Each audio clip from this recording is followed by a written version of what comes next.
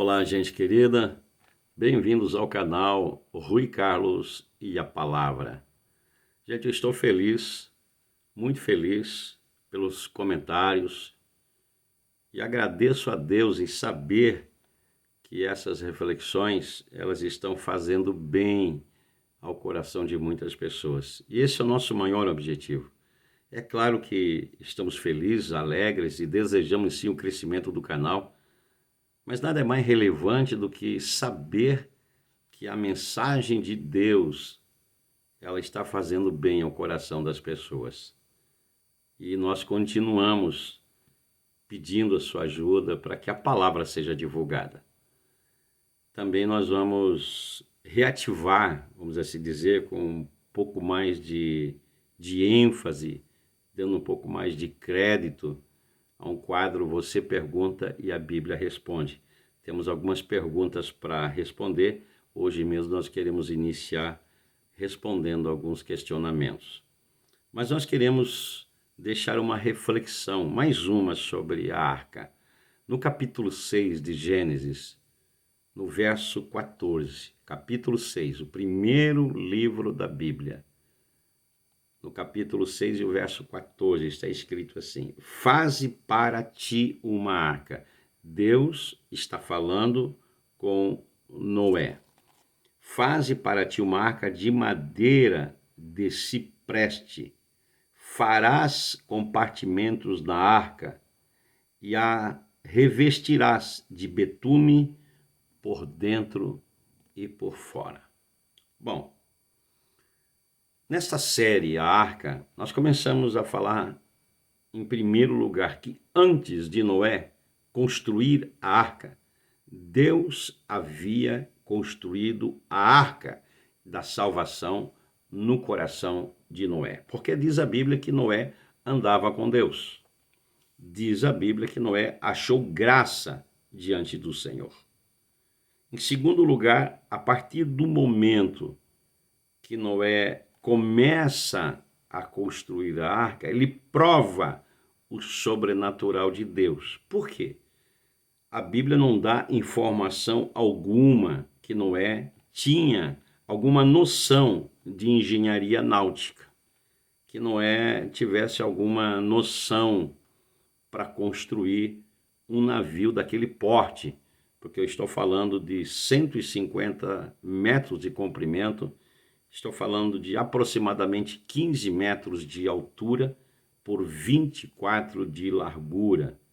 Isso são medidas de um navio de grande porte. Mas a questão é que quando você começa a andar com Deus, você começa a provar o sobrenatural de Deus. Você vai começar a perceber que normalmente Deus não anda, não age na lógica humana.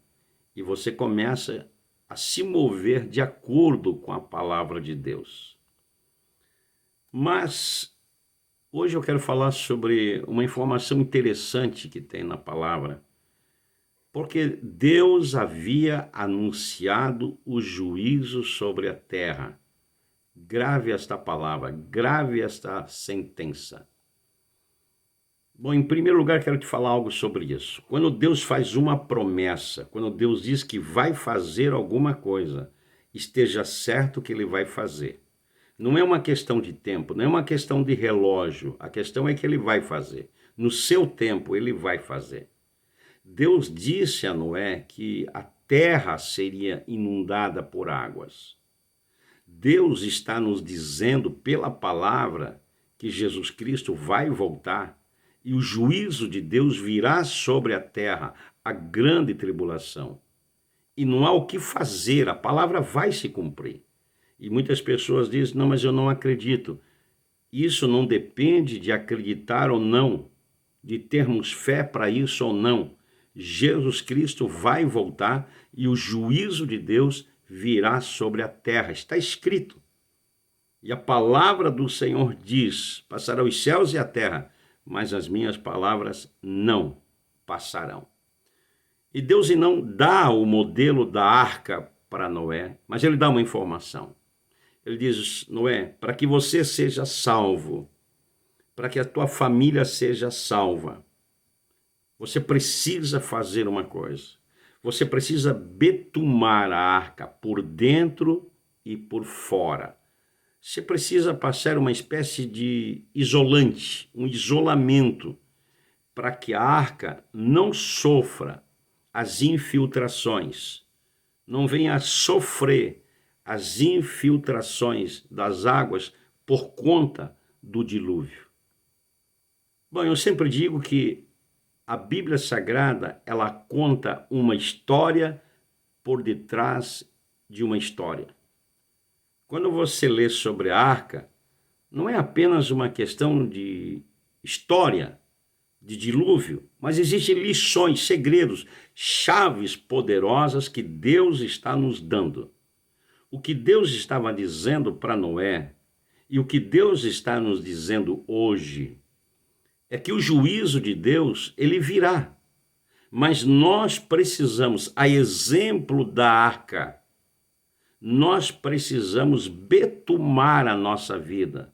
Nós precisamos isolar a nossa vida por dentro e por fora, para que não venhamos a sofrer as influências deste mundo da imoralidade. O que Deus disse a Noé é o recado de Deus para nós hoje. Se queremos ser poupados, se queremos ser livres, se queremos provar o livramento de Deus, nós precisamos betumar a nossa vida.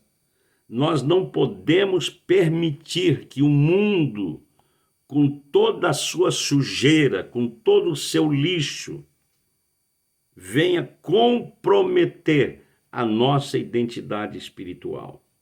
O recado de Deus para nós hoje é esse.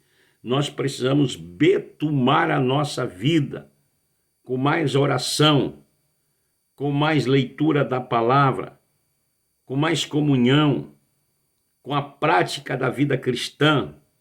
Precisamos nos santificar mais, precisamos nos distanciar mais desse mundo, ter a nossa mente voltada para o alto, como disse Paulo: se vocês já ressuscitaram com Cristo, buscai as coisas que são de cima, onde Cristo está sentado à destra de Deus.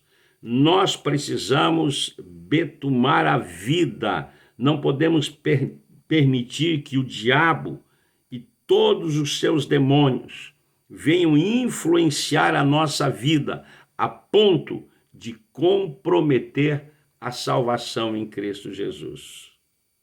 A arca da salvação exige cuidado.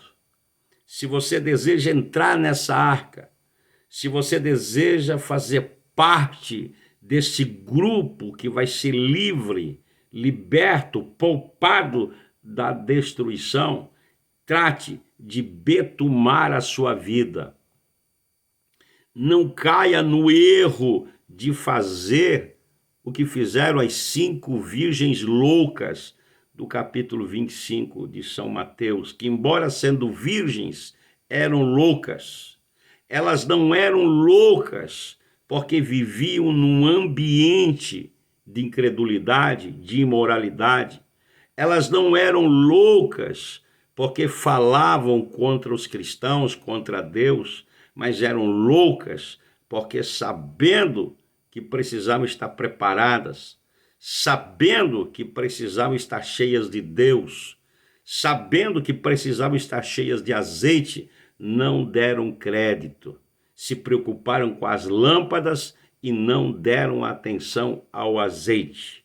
Que a palavra de Deus possa fazer diferença na sua vida, que você, a partir de hoje, sinta mais fortalecido pelo Senhor, fortalecida no Senhor, para betumar a sua vida, guardar a sua vida, proteger a sua vida, isolar a sua vida de tudo aquilo que é mal, de tudo aquilo que é ruim. E Paulo diz: tudo aquilo que é bom, tudo aquilo que é justo, tudo aquilo que é louvável, tudo aquilo que é digno, nisso coloquem esforço, energia, nisso pensai.